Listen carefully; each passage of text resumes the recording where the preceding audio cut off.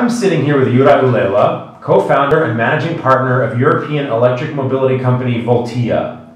Juraj has just got back from a trip to China, and we wanted to talk a little bit about that. So Juraj, why did you go to China? Actually, I already made many trips, not only around Europe, but also direction Asia and direction to China. I've been already 6 times to China. And the main reason why I got there is actually we are looking for a potential partner with whom we can close a partnership and we can bring their technology to Europe. That's the main reason why I'm traveling there.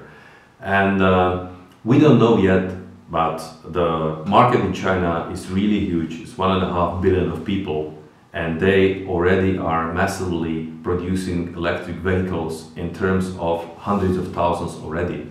But the companies are not known. I'm talking about SAIC, Dongfeng, Golden Cap, BYD and so on. These companies already these days producing already hundreds of thousands electric vans, cars, but also millions of regular cars. For example, SAIC, 6 to 7 million cars produced already on a yearly basis. That's a huge number, and nobody knows them back in Europe.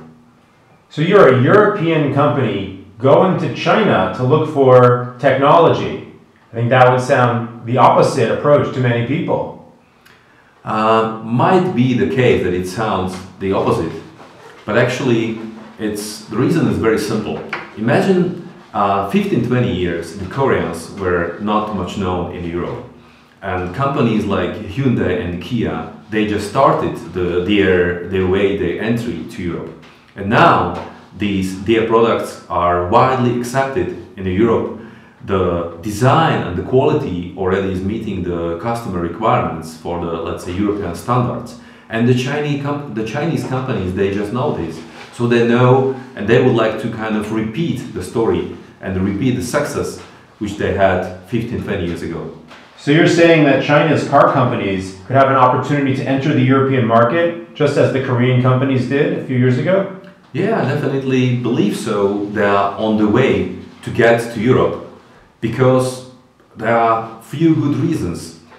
Of course, they have still a long way to get, they have to do something with the quality, of course. But on the other hand, and of course with the design, but on the other hand, they are already these days able to produce the volumes in a size, as I mentioned, already hundreds of thousands of cars, very soon in millions, and they are able to produce the same quality, let's say, in a few years as the other European brands, but for, let's say, 2/3 or for 1.5 of the price.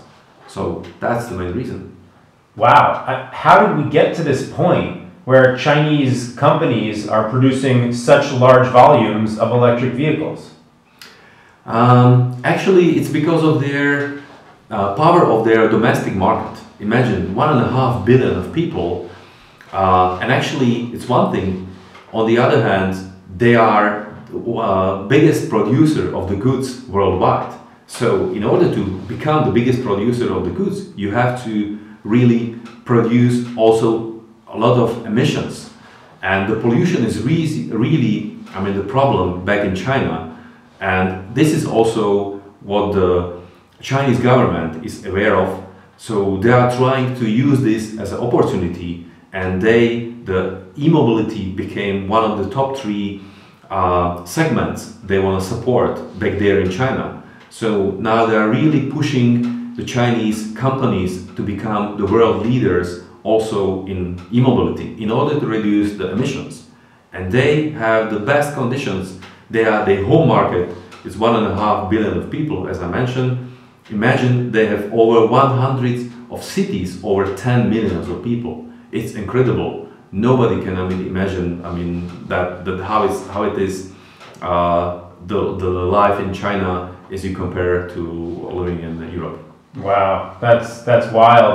And now we hear every day about air pollution getting worse in European cities, cities starting to implement diesel bans or banning of combustion engine vehicles, something already China has done, or is a model that they've started. And now you have European companies looking to Chinese technology for electric mobility, and you have European OEMs starting trade partnerships with Chinese electric vehicle manufacturers? Yeah, exactly. That's the way how the Chinese are really fast learning the technology. They close a lot of joint ventures, these big giants, let's say traditional OEM companies back from Europe or US, they are closing joint ventures with Chinese, let's say home market producers. And because of that, the Chinese producers are able not only to produce volumes, but they are much faster increasing the quality. They are learning, I mean, the processes and so on. But still the price for the Chinese domestic market can be reduced, and this is one of the benefits we want to also, I mean, bring this to Europe because of that. So with such a large domestic market and now so much interest from abroad, do you think that Chinese companies could be the largest car producers in the world? Yes, I definitely believe so. I think they have still a long pace to do something with the quality, but the volume is already there. So very soon, as we all know, the volume is the right, let's say, direction, how to also increase the quality. As more you produce, as better you get in that. So it's very, I mean, it's just few years ahead of us when the Chinese will meet the European or American standards, and they will be just here. Juraj, thank you very much for your insights. Look forward to your next trip and your next set of insights after that. Thank you. Have a nice day.